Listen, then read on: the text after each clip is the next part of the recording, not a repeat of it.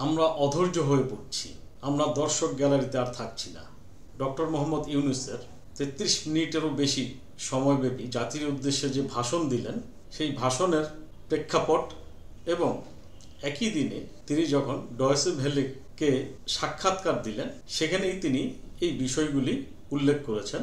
আমরা যেন অধৈর্য হয়ে যাই, আমরা যেন দর্শক গ্যালারিতে বসে শুধু চেয়ে চেয়ে না দেখি, আমরা যেন প্রতিবাদ করি। ঠিক তারই সূত্র ধরে আজ কিছু কথা বলবো। তার আগে তার ভাষণ এবং সাক্ষাৎকারে ইতিবাচক কিছু বিষয় নিয়ে একটু বলতে চাচ্ছি। আমরা 1 মাসেরও বেশি সময় ধরে নতুন অন্তর্বর্তীকালীন সরকারকে দেখলাম এবং অনেক কিছুই আমরা যা দৃশ্যমান হিসাবে দেখি না, তার ভাষণে আমরা চমৎকারভাবে অনেক কাজের নমুনা দেখতে পেলাম। সবচেয়ে বেশি যে বিষয়গুলি আমাদেরকে আলোড়িত করেছে, 6টি বিষয়ের যে সংস্কার কমিশন, সেই সংস্কার কমিশনে প্রধান নিয়োগ দেওয়া হয়েছে। এর পাশাপাশি তিনি ঘোষণা করেছেন যে আরো অনেক বিষয়ের উপরই সংস্কার করা হবে এবং সময় সময় কমিটি গঠন করা হবে। আমরা অত্যন্ত আশাবাদী এবং প্রত্যাশা করি ডক্টর মোহাম্মদ ইউনূস তার নেতৃত্বে উপদেষ্টা মণ্ডলী চমৎকারভাবে এই কাজগুলি করবেন এবং সংস্কার কমিশনে যারা দায়িত্ব পেয়েছেন অত্যন্ত যোগ্য প্রাজ্ঞ ব্যক্তি এবং তারা এই লাইনে অত্যন্ত অভিজ্ঞ। আমরা প্রত্যাশা করি তারা জাতিকে চমৎকারভাবে রাষ্ট্রীয় সংস্কারে গুরুত্বপূর্ণ ভূমিকা উপহার দিবে। এবার আসি আমার অধৈর্য হওয়ার বিষয়গুলি নিয়ে। প্রথমেই বলে রাখি যে ডক্টর মোহাম্মদ ইউনূস দায়িত্ব নেয়ার পরে জুলাই মাসের 1 তারিখ থেকে অগাস্ট মাসের 5 তারিখ পর্যন্ত যে রাজনৈতিক উদ্দেশ্যে মামলাগুলি হয়েছিল সেগুলি সরাসরি প্রত্যাহার করা হয়েছে এবং ঘোষণা দিয়েছে। একই সাথে আমাদের দাবি থাকবে এই আন্দোলন শুধু জুলাই মাসের 1 তারিখ থেকে অগাস্টের 5 তারিখ পর্যন্তই হয়নি।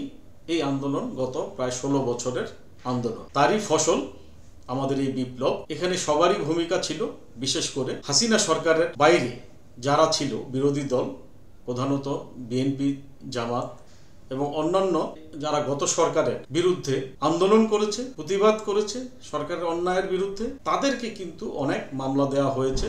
প্রায় 16 বছরের রাজনৈতিক উদ্দেশ্যে যে মামলাগুলি যা জামিনযোগ্য, সেই মামলাগুলির বিষয়ে ডক্টর মোহাম্মদ ইউনূসের সরকারের কাছ থেকে স্পষ্ট নির্দেশনা আশা করছি এবং অহেতুক কেউ যেন এই মামলায় শাস্তি ভোগ না করেন। আমরা প্রত্যাশা করি এই মামলাগুলি দ্রুত প্রত্যাহার করা হোক। দ্বিতীয়ত, আমরা লক্ষ্য করছি এই সরকার আসার পরেই অনেকেই বিভিন্ন দাবি দাওয়া নিয়ে আসছেন, যদিও এই দাবিগুলি অনেক ক্ষেত্রে যৌক্তিক, কিন্তু আমরা মনে করি যে এই মুহূর্তে এই দাবিগুলি হ্যান্ডেল করার উপযুক্ত সময় না, আরো কিছুটা ধৈর্য আমাদের ধরতে হবে। কিন্তু তারপরও বিভিন্ন চক্রান্তে, দেশি বিদেশি বিভিন্ন চক্রান্তে গার্মেন্টস গুলিতে অরাজকতা চলছে, বিভিন্ন শিল্প কারখানায় অগ্নিসংযোগ করা হচ্ছে। আমরা এটা তীব্র বিরোধিতা করি এবং ডক্টর মোহাম্মদ ইউনূস যে ভদ্র ভাষায় তাদেরকে নিবৃত হওয়ার জন্য বলেছেন, আমি ব্যক্তিগতভাবে মনে করি এই জায়গায় ডক্টর মোহাম্মদ ইউনূসের কঠোর হুঁশিয়ারি প্রদান করা জরুরি। আরেকটু কঠোর হওয়া আমরা প্রত্যাশা করি এই ক্ষেত্রে, যেন কেউ অহেতুক আন্দোলন করে দেশের শান্তি শৃঙ্খলা পরিবেশ নষ্ট না। তৃতীয়ত, আমরা লক্ষ্য করছি অনেক জায়গায় পুলিশ নিষ্ক্রিয় অবস্থায় আছে এবং এতে মব জাস্টিস হচ্ছে। পুলিশের কাছ থেকে লোককে ধরে নিয়ে মেরে ফেলা হচ্ছে, এমনকি হাসপাতালে গিয়েও মানুষের উপর চড়াও হয়ে লোক মেরে ফেলা হচ্ছে এবং মব জাস্টিস করা হচ্ছে।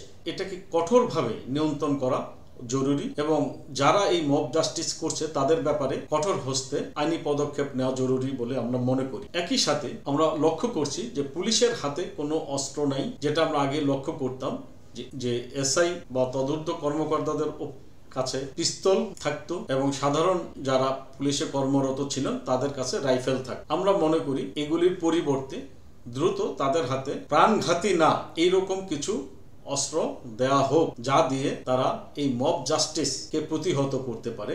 আমি বলছি না যে তারা এই অস্ত্র ব্যবহার করে মানুষের উপর গুলি প্রয়োগ করুক, পরিস্থিতি আরো ঘোলাটে করুক, কিন্তু পুলিশের আস্থা ফেরত আনতে অর্থাৎ পুলিশের মনোবলকে দৃঢ় করতে হলেও তাদের হাতে কিছু প্রাণঘাতী না এরকম কিছু অস্ত্র দেয়া জরুরি হয়ে পড়েছে বলে আমি ব্যক্তিগতভাবে মনে করি। কারণ পুলিশও সাহস পাচ্ছে না মব জাস্টিসের এগেনস্টে কঠোর কোনো পদক্ষেপ নিতে এবং সাধারণ মানুষ যারা আন্দোলন করছে বিভিন্ন উদ্দেশ্যে পরিস্থিতি ঘোলাটে করার জন্য, তারাও পুলিশকে কোনো রকম ভয় পাচ্ছে না বা সমীহ করছে না। এই বিষয়গুলি কিভাবে ব্যালেন্স করা যায় এই ব্যাপারে স্পষ্ট পদক্ষেপ নেওয়া খুব জরুরি বলে আমি মনে করি। চতুর্থত যে বিষয়গুলি আমি বলবো, যে আমরা জানি যে 5ই অগাস্টের পর বেশ কয়েকদিন দ্রব্যমূল্যের দাম সহ বিভিন্ন পণ্যের দাম কমে গিয়েছিল বাজার এবং বাজারে একটা স্বস্তির ভাব চলে এসেছিল। কিন্তু কিছুদিন পরেই লক্ষ্য করলাম যে আবার দ্রব্যমূল্যের দাম আকাশচুম্বী হওয়ার পথে, এবং যারা আমরা বাজার করি নিয়মিত আমরা টের পাই,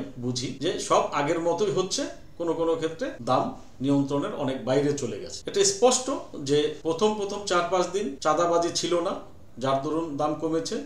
পরবর্তীতে চাঁদাবাজের হাত বদল হয়েছে মাত্র, আবার চাঁদাবাজি শুরু হয়েছে বিপুল বিক্রমে, ফলে দ্রব্যমূল্যের দাম আকাশচুম্বী হয়ে, এবং যেটা চলমান আছে এটা মানুষকে ভোগাচ্ছে, সরাসরি ভোগাচ্ছে। এই বিষয়ে পদক্ষেপ নেয়ার জন্য আমরা এই সরকারের কাছে আহ্বান জানাচ্ছি, এবং এখানে আরো কঠোর হওয়ার সুযোগ আছে বলে আমি মনে করি। পঞ্চমত, আমরা যে বিষয়টা লক্ষ্য করছি যে সরকারকে অস্থিতিশীল করার জন্য একই সাথে যেরকম দেশি বিদেশি ষড়যন্ত্র চলছে, বিভিন্ন সংখ্যালঘুর নাম দিয়ে তারা যে আন্দোলন করছে, বিভিন্ন দাবি দাওয়া নিয়ে আসছে, একই সাথে প্রশাসনে আমরা লক্ষ্য করছি যে কাজের ক্ষেত্রে তারা ধীর গতি শুরু করে দিয়েছে। ভূমি মন্ত্রণালয় থেকে শুরু করে বিভিন্ন সেবামূলক প্রতিষ্ঠানে কর্মরত কর্মকর্তা কর্মচারীগণ অত্যন্ত ধীর গতিতে কাজ করছেন এবং সরকারকে অসহযোগিতা করছেন বলে স্পষ্ট প্রতীয়মান হচ্ছে। এই বিষয়ে এবং নতুন ডিসি নিয়োগের ব্যাপারে যে ঘটনাটা ঘটে গেল, সচিবালয় অবরুদ্ধ অবস্থার সৃষ্টি হলো, এই জায়গাটায় কঠোরভাবে তদন্ত করে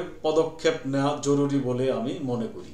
এখানে কোন রকম শৈথিল্য প্রদর্শন করার কোনো সুযোগ নাই। আমরা দেখি যে এক একটা জেলার ডিসি তারা ডেপুটি কমিশনার হয়ে জেলা প্রশাসক হয়ে যান, এবং তারা পুরো জেলার ওপরে রাজত্ব করার লোভ নিয়ে ডিসি হচ্ছেন বা হওয়ার দাবি করছেন। তাদেরকে ভালোভাবে চিহ্নিত করে এই দায়িত্ব থেকে দূরে রাখাটাই এখন জরুরি। তারা যেন কিছুতেই এই জেলা প্রশাসক হিসাবে নিয়োগ পেতে না পারে, বিষয়টা খুবই জরুরি। কারণ তাদেরকে বুঝতে হবে এখানে যারা নিয়োগ পাবেন আগের মতো মেন্টালিটি নিয়ে আর দায়িত্ব পালন করা যাবে না। তারা জেলার সর্বোচ্চ পর্যায়ের একজন কর্মচারী এবং সেবক। সেই দৃষ্টিভঙ্গি নিয়ে যারা দায়িত্ব পালন করবেন, আমরা আশা করব সরকার ওই সমস্ত ব্যক্তিদেরকেই ডিসি নিয়োগ দিবেন, এবং এসিল্যান্ট ইওনো হিসাবে যারা দায়িত্ব পালন করবেন তারাও ঠিক একইভাবে এলাকার সর্বোচ্চ কর্মকর্তা না, কর্মচারী হিসাবে দায়িত্ব পালনের মেন্টালিটি নিয়েই যেন দায়িত্ব পালন করেন,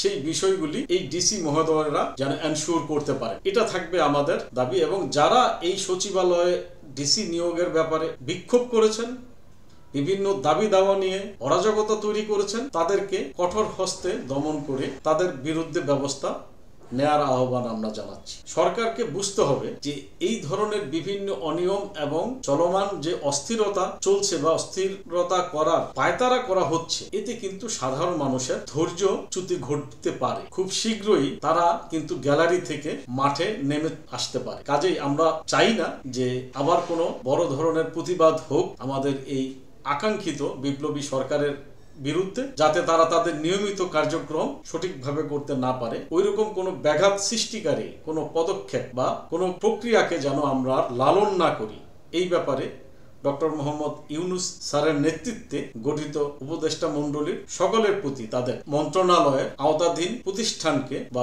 বিষয়কে আরো কঠোরভাবে হ্যান্ডেল করার জন্য অনুরোধ করছি।